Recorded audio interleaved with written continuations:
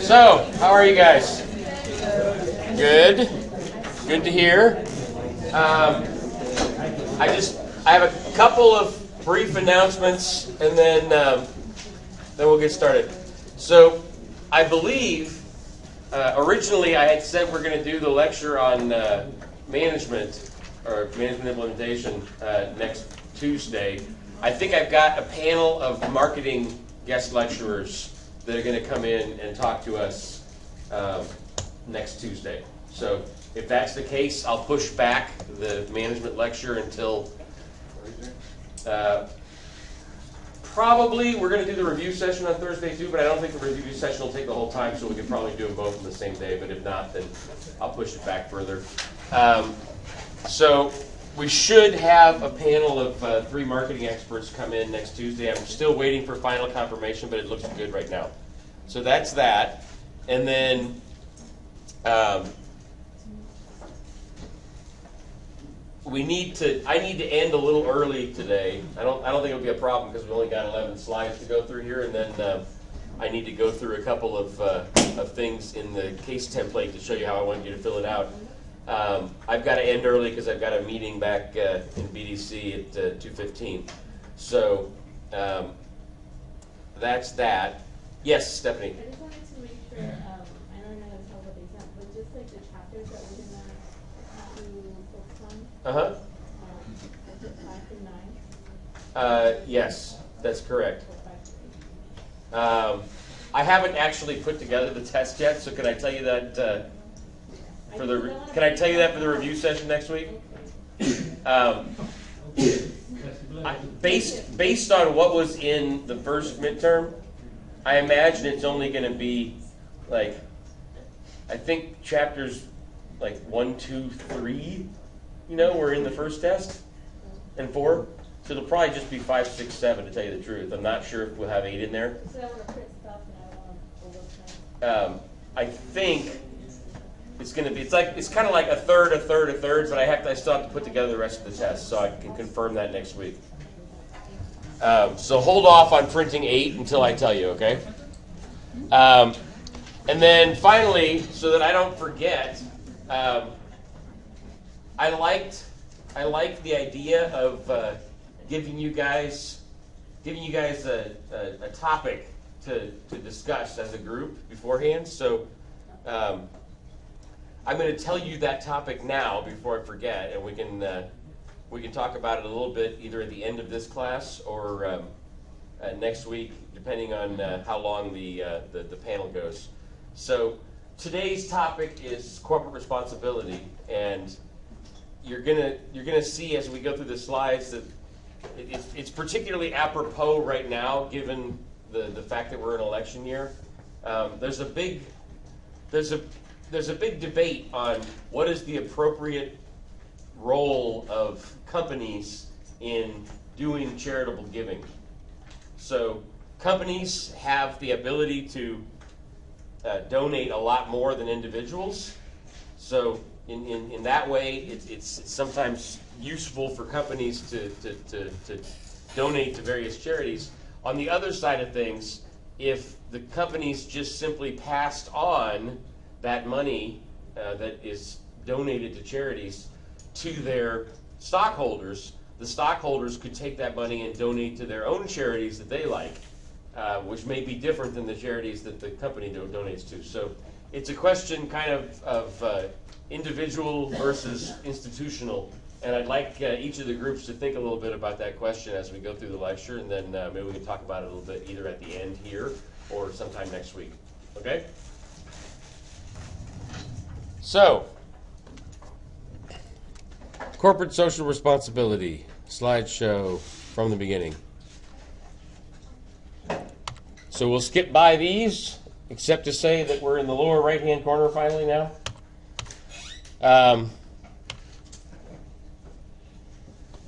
So, like I said, there's a increasingly big debate in our society about the connection between the company's responsibility to make profit for shareholders and its duties to be a good corporate citizen as well. So there's kind of three main components to that. First of all is conducting your activities as a company in an ethical manner. The next is giving to charities, like I said, beyond the level that individual shareholders can do. So a company can make a lot larger donations than any one individual shareholder can. And then finally, making sure that the impact that the company has on the environment around it, and that's not just the natural environment, but also the health of the economy, the health of the society. Is it a sustainable impact that the company is having on the society?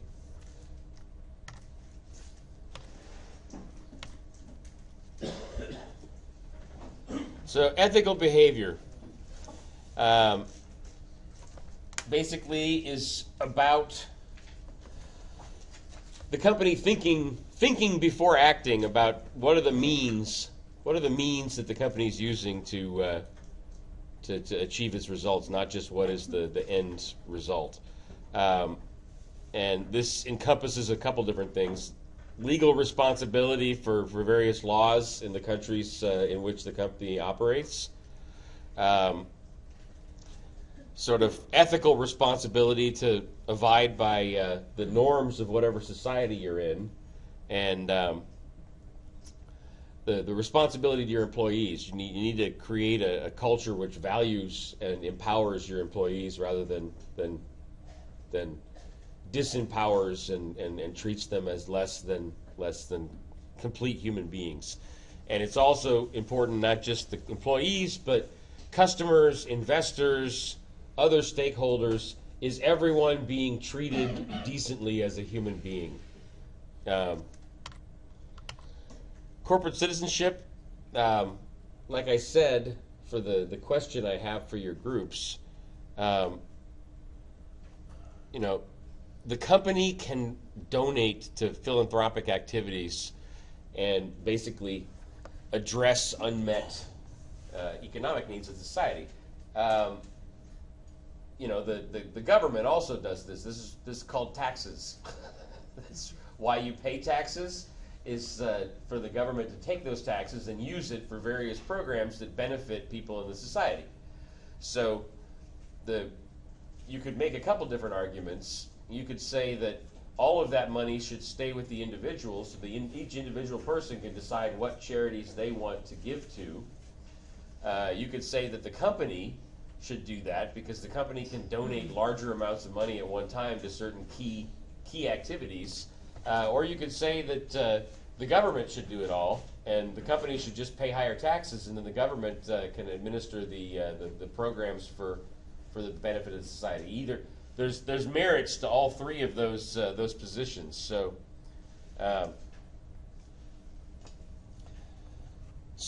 something to think about.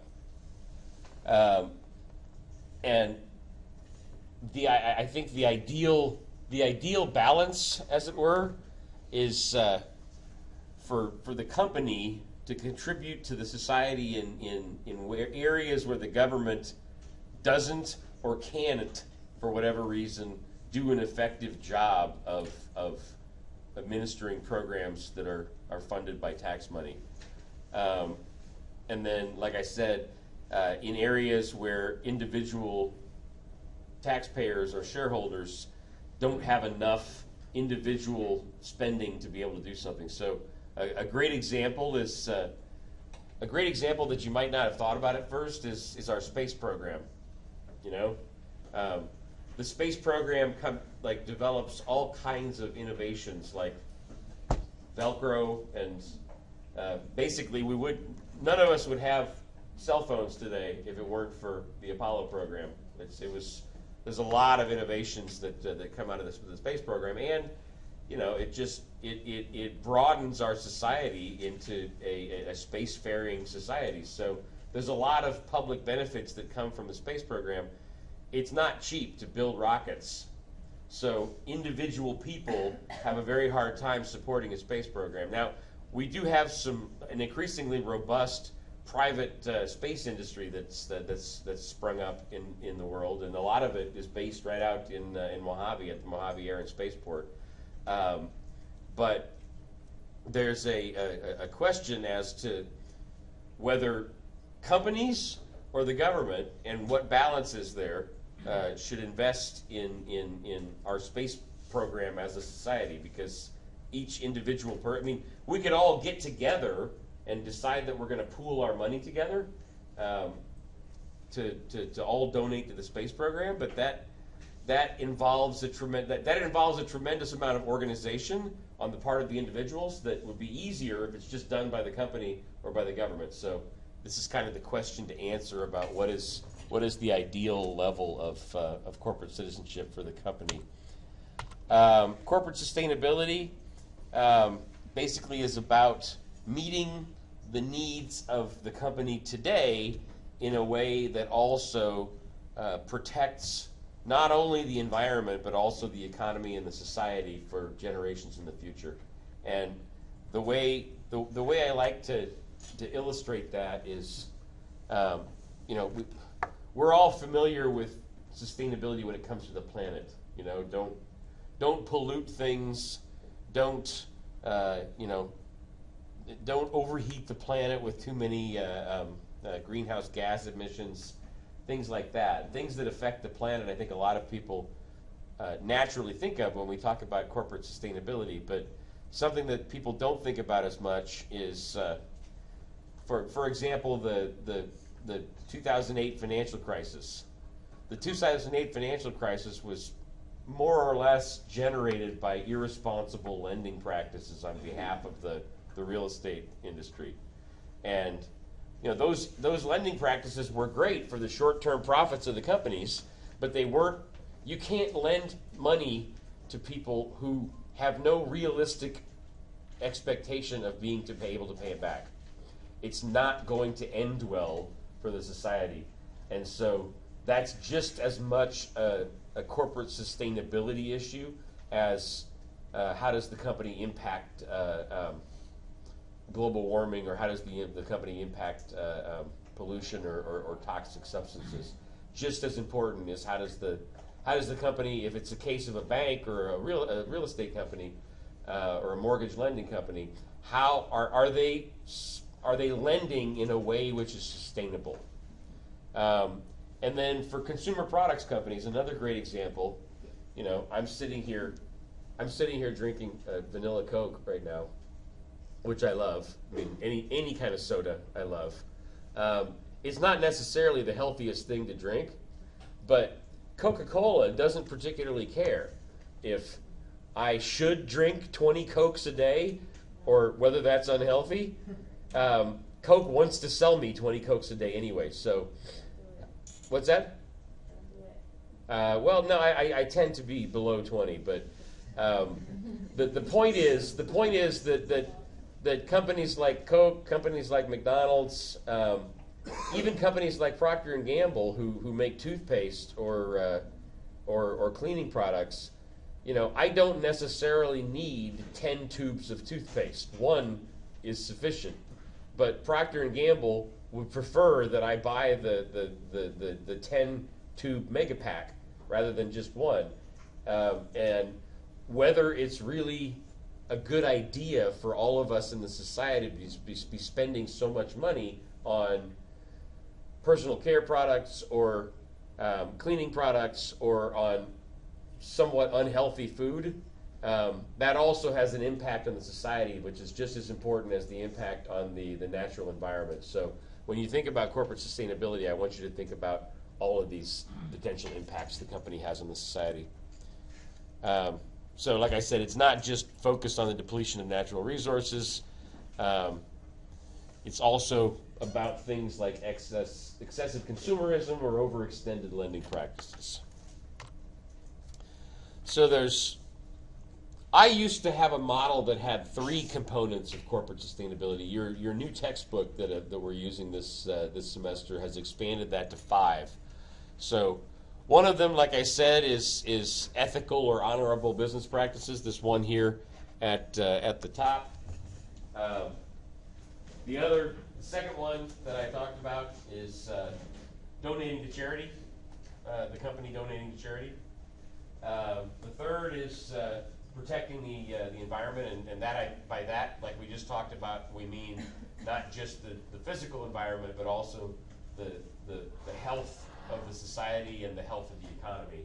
And then there's 2 other areas: well-being of employees and workplace diversity.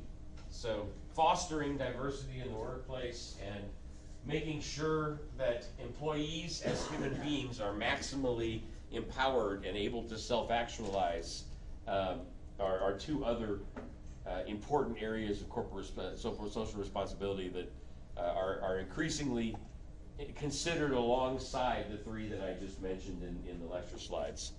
So there's also a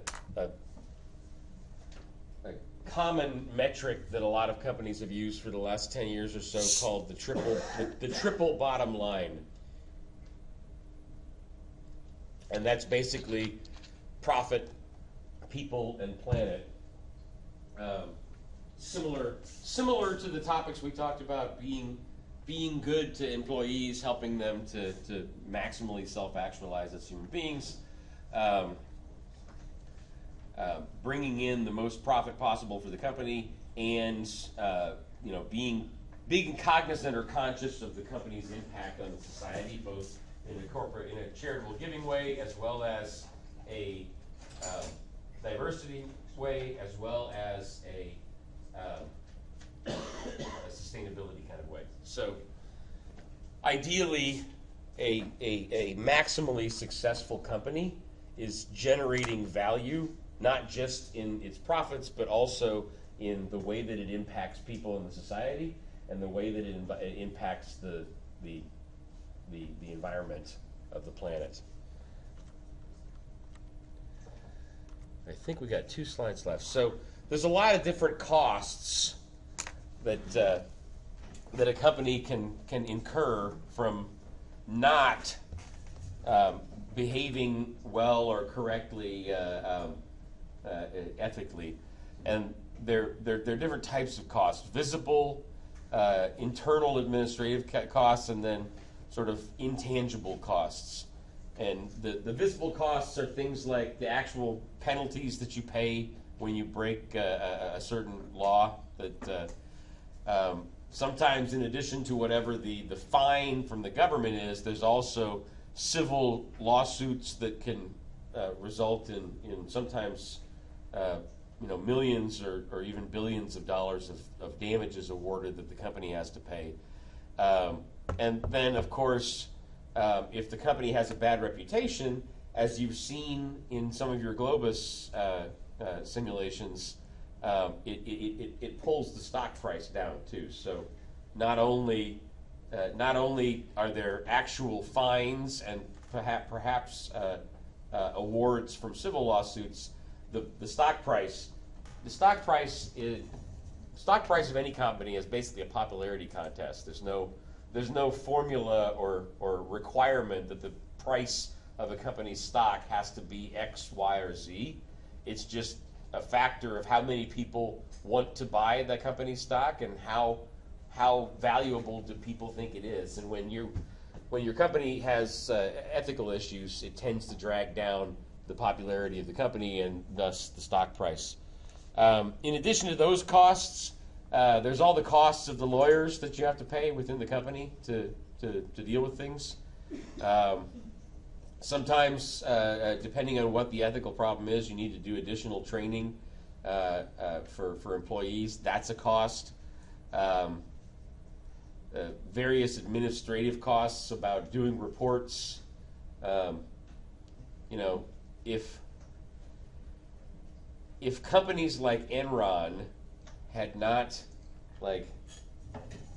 if companies like Enron had not behaved badly in overestimating and just blatantly fabricating what their revenues and profits and so forth were, there wouldn't be the pile this big of paperwork that every public company has to fill out. It would only be kind of this big.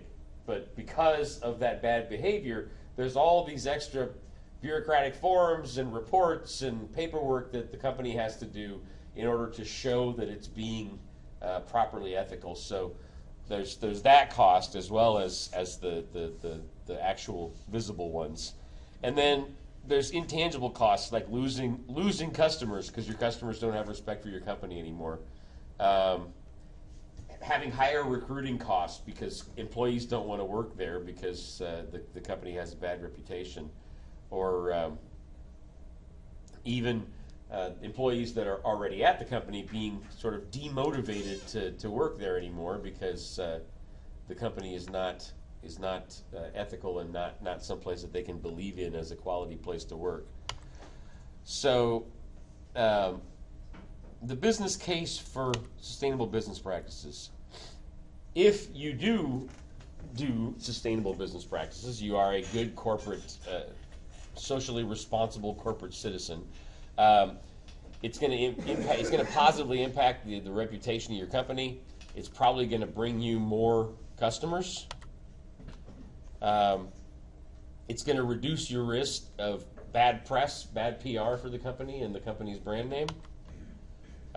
You're probably going to have lower employee turnover, and it's going to be easier to recruit new employees. And you're probably going to have the opportunity to make more. This kind of is related to the first bullet point. You're going to have the opportunity to not only get new customers, but probably sell more to your existing customers because people think favorably of the company. So finally,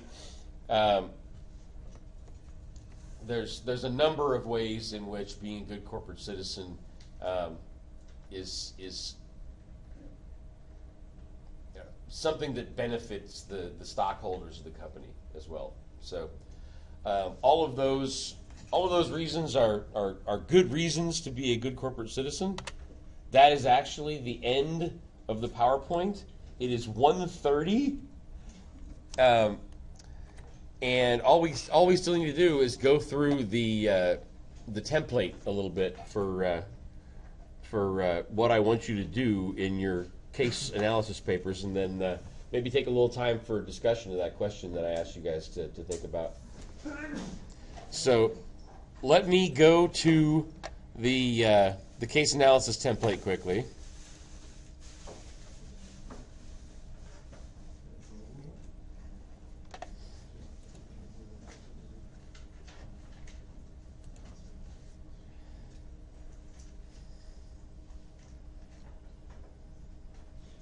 Yes, Stephanie. The question was, what do you think, once we're done with as a group, discuss amongst yourselves a little bit, and then let's talk about it as a class. What do you think the appropriate role for a company is for charitable giving? Should it be doing more charity? Should it actually be having the government do more? Or should you actually be passing on more money to individual shareholders so that they can donate to the charities they like the best? Make sense?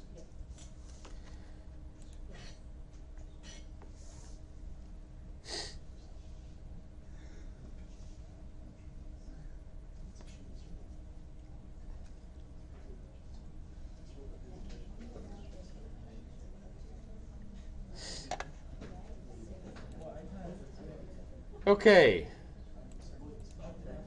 Template.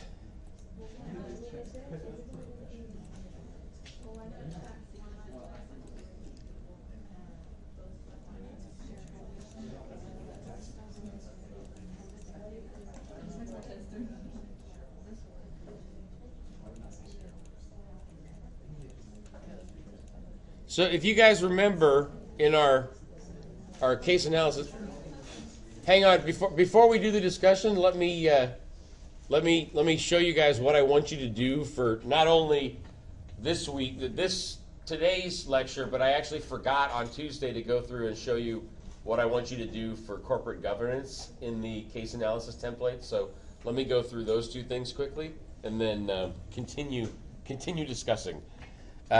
So if you remember, we've got at the top the summary section, and then we've got sort of overall strategy, all of which we've now gone through. We've talked about vision, mission, objectives. We've talked about the handbrake model, business model, corporate level strategy, which is all about the mergers and acquisitions and whether it's an infant or a star or a cash cow kind of business. It's about vertical and horizontal integration. Then we've got international strategy in there. Then you've got all the external analysis stuff that we talked about in the lecture. Driving forces, Porter's 5 forces, key success factors. Internal analysis, so this is the valuable, rare, hard to imitate. Is the company well organized with various resources in the company? The competitive strength assessment, SWOT analysis. Then we've got all the customer and competition tools that we talked about.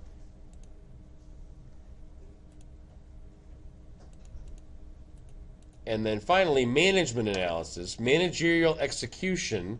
We're going to talk about when we do the management lecture next week.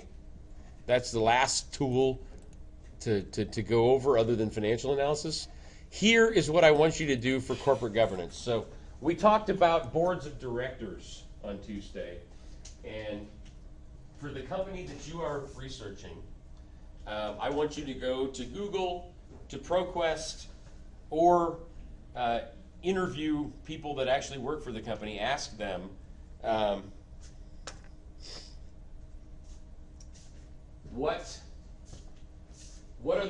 are the people that are on the board of directors for the company that you're studying? I want to know what their name is. Do they actually work for the company? Are they an outside board member? So are they just somebody that does not work day to day in the company but is part of the board? How long have they been on the board? How old are they? Are they male or female? What's their ethnicity? What's their educational background? Do they have a PhD? Do they have a master's degree? What college did they go to? What is their work experience? Do they work, if it's the wonderful board of directors? So wonderful may be a little bit difficult. You may actually have to ask some people within wonderful because it's a privately owned company. But who are their advisors? And certainly for the husband and wife that own and run it, have they worked in agriculture their whole lives? Did they do anything else before they started Wonderful? She did advertising. There you go. That's what I want to know. Make sense? And then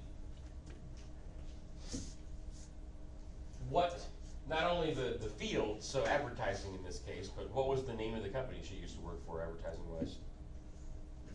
And you don't have to answer that right now, but that's what I want you to find out and put in this table, okay? And usually boards have, 10, 15 members to them. Wonderful's probably going to be just the 2 family members and maybe a couple other key advisors. So you don't have to fill out this whole chart. Just fill out as many rows as you can identify individuals for, okay? So don't add to it. What's that? Don't add to it. Well, how many? 1, 2, 3, 4, 5, 6, 7. Oh. There's 8 rows. Yeah, I do want you to add to it in this case. If there's more, if you identify 10 or 15 rather than 5 or 8 board members, go ahead and add them. And if you need, put it on 2 pages instead of 1. Does that make sense? In this case, it's important to. What's that? We're doing Macy's, they have a lot. How many? Of the board of directors? I remember looking at it, yeah. Are we talking like 50? No, not 50. Okay. Yeah, if they have more than 10, then go ahead and do it on 2 pages or whatever and add all of them. But no more than 50. I don't think you're going to need more than 2 pages, but be thorough, because one of the things that I want you to calculate is what's the percentage of insiders versus outsiders? What's the average amount of time people have been part of the board? What's the average number of years? What's the average age of people on the board? What's the percentage of women versus men? What's the percentage of non-white individuals on the board? What is the percentage of people that went to elite universities? So that's basically the Ivy League plus Stanford, MIT, Purdue, stuff like that. So, and then what's the percentage of people that were in a certain industry? What's the percentage of people that worked for a certain company? Does this make sense? Okay, so that's what I want you to do for the corporate governance tool. And then for corporate social responsibility, you're just going to fill out the 3 boxes. This is going to be another like news report search. So you're going to go to ProQuest or Google, and you're going to go look for what lawsuits have been brought against the company. I want you to find a news story about lawsuits that have been brought against the company that you're, not lawsuits that company has filed, but lawsuits against the company that you're studying. And copy and paste information and give me a footnote citing where you got the information about. So you don't want like their ethical behaviors, like what are their standards? What's that? So like for that part, you don't want like their ethical behaviors, like what's their ethical policy? No, because everybody has an ethical policy that sounds really nice. I want to know about problems that they've had. So. I'm sure you're not going to have a problem finding lawsuits brought against Macy's. And then same thing, I want to know some of the charities that your company donates to. So find a news report about some charities they donate to. Footnote for me where you got it. You can also talk to somebody that works at the company, whatever your source you want. And then finally, tell me something about the impact that the company has on society. So for Macy's, could be recycling of the packaging for their products, for the bags that they give people and stuff. Could actually be like something about whether they're actually encouraging responsible spending practices or whether they're encouraging people to buy more clothes and items than they actually need. Could be whatever you want to focus on. Make sense? Any questions about those 2 tools in the case analysis template? Okay, let's go back to the discussion of that question that I asked you guys. What is the ideal role for a company to play when it comes to charitable giving in the society? Do you think that it should be more passing money on to each individual shareholder? Should it be that the company is doing most of the giving and taxes are basically lower and individual shareholders don't get much of a dividend paid out, but the company is really doing a lot of charitable giving? Or is it better for the government to be doing more social programs? So talk as groups for about 5 minutes or so, and then let's chat about that a little bit before we call it a day.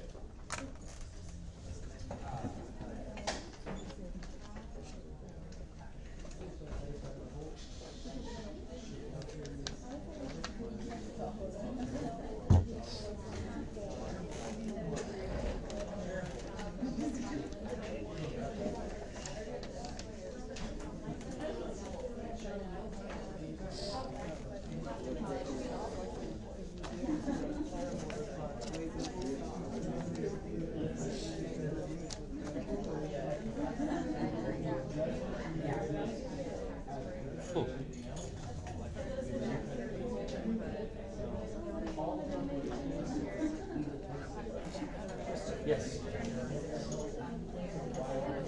Uh-huh.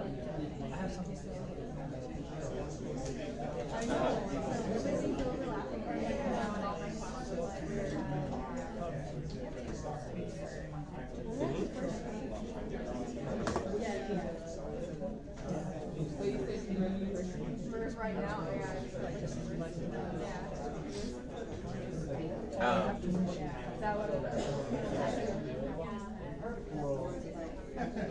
No, you don't have to mention it. Do you have a list? Do you have someplace where you have all the jobs that you've ever had? Okay, so. Okay.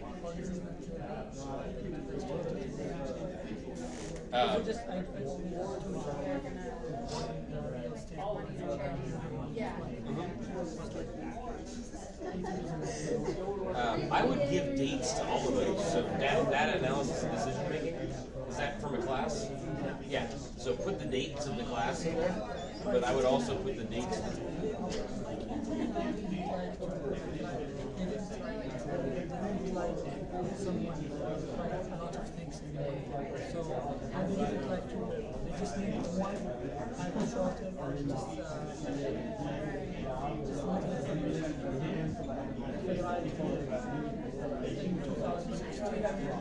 Oh, yeah. So put what, 3 months, 5 months, and then put two years in parentheses.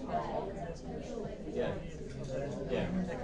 Yeah. So the class, what is this, a semester? Yeah. Quarter. So 3 months in parentheses. Yep. That's what I would do. Yeah. Looks fine. Who are you sending it to?